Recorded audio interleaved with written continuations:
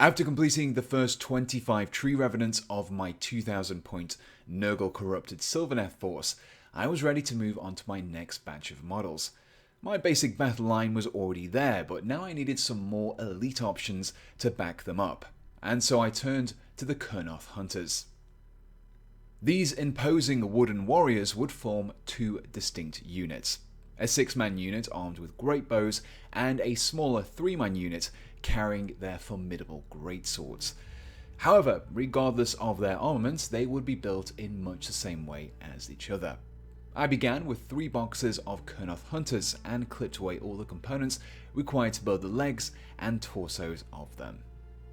These were first cleaned of any mold lines and sprue tabs before the torsos and legs were assembled and finally joined together.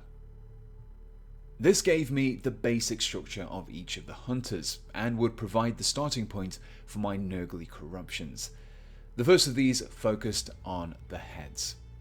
Instead of using the regular Kurnoth Hunter heads, I instead looked towards one of my favourite kits, the Putrid Blight Kings. Even after assembling a 5-man unit of these, you'll find yourself with a decent number of spare heads left over. These feature a range of near featureless horned helmets, which, surprisingly, would be very similar in scale to the original Kurnoth heads. Getting the scale right in these kinds of conversions is always tricky, but sometimes you get lucky and the parts just work. However, while the scale was pretty much perfect, joining the Kurnoth neck to these new heads wasn't. I had to make a few small trims around the neck. These were different for each head that I used.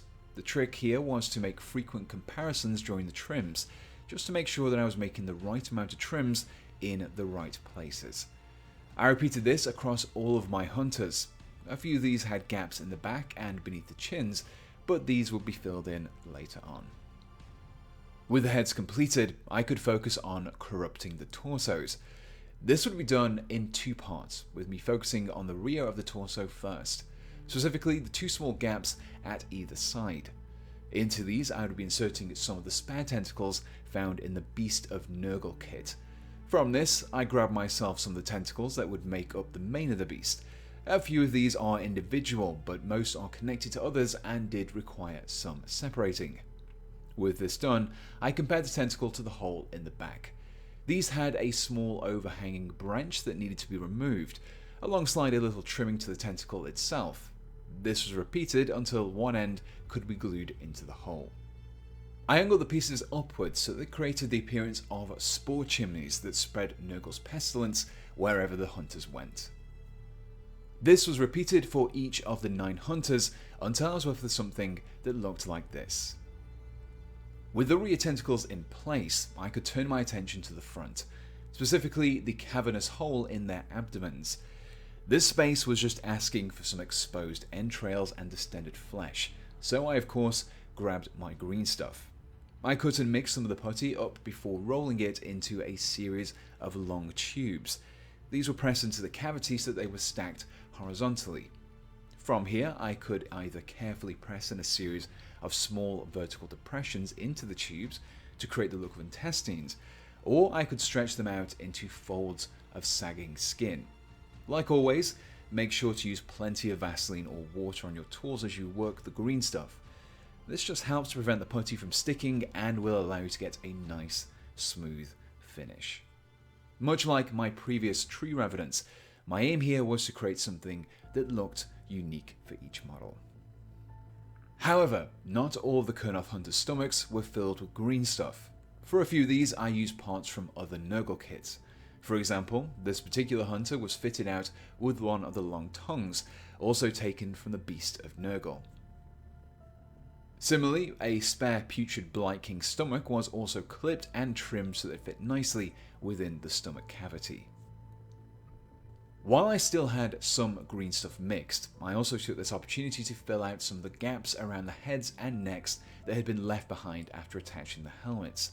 Some of these involved reconstructing parts of the helmet or simply added exposed flesh, but this depended mainly on the helmets being used. By now, the models were very nearly complete, but there was still some room for additional modifications. Once again, the Putrid Blight Kings would provide. From the set, I took 3 shoulder plates with the intention of attaching them to my greatsword-wielding Kurnoth Hunters. A little adjustment was required to both the shoulder pad and the upper arms to ensure that a good solid fit could be achieved, but once I was happy, these were attached to the left shoulders of the 3 greatsword hunters. This would just help to give them a slightly more melee-orientated appearance and allow me to introduce more bronze into the scheme. Finally, like with the tree revenants, a few Nurglings and bells were added. These can be found in most Nurgle kits and are great for hanging off the many branches of the hunters. With these finishing touches completed, I could focus on the painting. For the most part, the Kurnoth Hunters were painted in an identical manner to my tree revenants, and if you haven't done so already, I'd highly recommend you go check out that video first. I'll include a link above and below. However, there were a few slight variations and extra details to focus on. The first of these came just after I'd airbrushed on the transparent green. The hunters have far more nooks and crannies to fill, and the airbrush couldn't quite reach all of them. So I created a heavily diluted mixture of airbrush thinner and transparent green on my wet palette. The goal here was to create an extremely watery mixture that had just a hint of the green shade. I loaded up my brush with this mixture and carefully placed the tip of the brush into the recessed areas in the wooden armor of the hunter. Through capillary action, the green mixture is drawn into the recessed areas. This not only makes the application of the wash much faster and easier, but it also isolates the wash to being just around the details themselves. This helps to add shading and contrast, which in turn will emphasize those details. The tentacles at the back of the hunters were something that wasn't present on the revenants, so to tackle these I created a mixture of equal parts transparent red and transparent purple. Some airbrush thinner was added to create a thinner mixture, but I didn't make it quite as watery as the green that I'd used before. This created a dark pink colour that fitted in really nicely with the purple on the rest of the model, whilst also offering some distinction. I used this mixture evenly over the tentacles, which had already been tackled with the olive flesh mixture that I painted onto the other fleshy areas. This gave the areas this unsettling, lurid, fleshy tone that, because of the thin mixture I'd applied, benefited from the shading that I'd already applied earlier.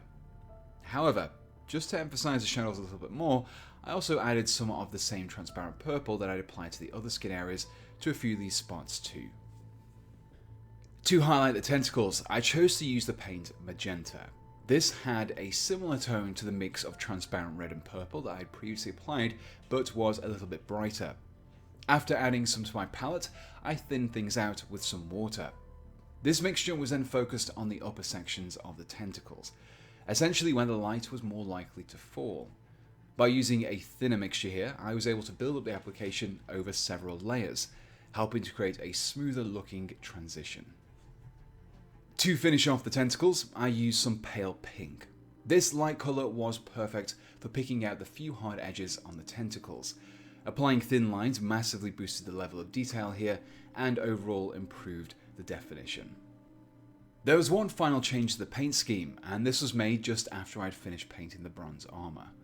As the bronze was much more prominent on these models, I felt that an extra edge highlight would be beneficial. For this, I used some of the brighter, light bronze and used it to pick out the edges of the shoulder pads and helmets. And with that, the Kurnoth Hunters were completed, which left me with this.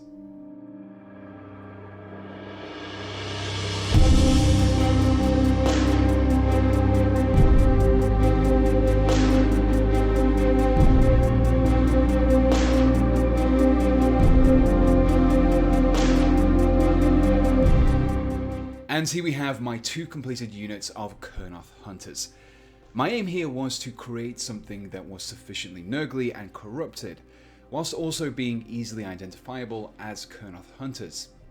Now that I have the elite units of my Nurgle army taken care of, I can move on to some of the leaders next, specifically the Warsong Revenant, so make sure you subscribe to be kept up to date with when that and subsequent videos in this series go live. I'll include some affiliate links below, which will include all the paints and kits used in this video. So if you're looking to try out some of the things for yourself while supporting me in the process, I would be extremely grateful. Speaking of which, just let me say a huge thank you to my ever generous supporters. Currently, my top supporters on Patreon are Gestagpanzer, Jonathan Hart, Berserker, Daniel Dowling, Dakota the Destroyer, Jake, Jeremy Kaup, Jesse Smith, Jonathan Hart, Zachary Gearhart, Casper Strand, Lyconian Primarch, Merrick, Mr. Grimm, Nice OJ, Sweatsman, Casper Lindberg, and Tim. So a big thank you to you guys, and if you also support me on Patreon, buy me a coffee, or you just use my affiliates links, then it is the kind-hearted people such as yourselves that allow me to fund the equipment and kits required to build these larger scale kit bashes. And so until next time, thanks for watching, and goodbye.